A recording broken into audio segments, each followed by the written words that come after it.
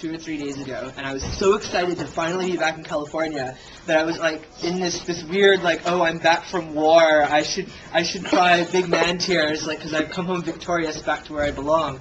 And so I land, and of course California, it's raining. It's not sunny as usual. The traffic is the worst. The only thing on the radio is like old Madonna songs. Then I go eat at my favorite Indian restaurant down the road from where I used to live. And, oh, you know the story, obviously. You heard it. You heard it all. Yes, because I tweeted it play-by-play. My favorite Indian restaurant where I used to live. And I go and sit there and I eat. And then I get back to my hotel and I have food poisoning the day before my first sighting in California. So, if anyone here has had food poisoning, you can imagine what that feels like. But it's still so great to be back in California. I love California so much. And this is actually home for me. So, and if any of you ever think of leaving California, please don't, because you will regret it. Nothing compares to California. But I don't know how many of you know the story of how I became an author. I'm sure some of you do, because some of you have the T-shirts. Obviously, you know the story. You've been following along.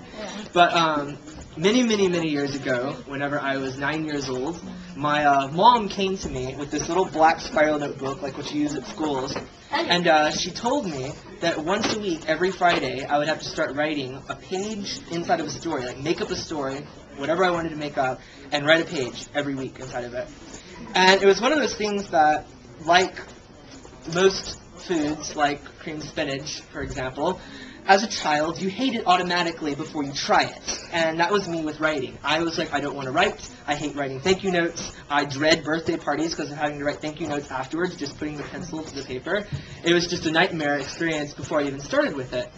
But the thing is that, you know, as you whine, you're like, no, Mom, don't make me. Mothers have this gene in their head where the more you whine, the more it strengthens their resolve to force you to do whatever you're whining about.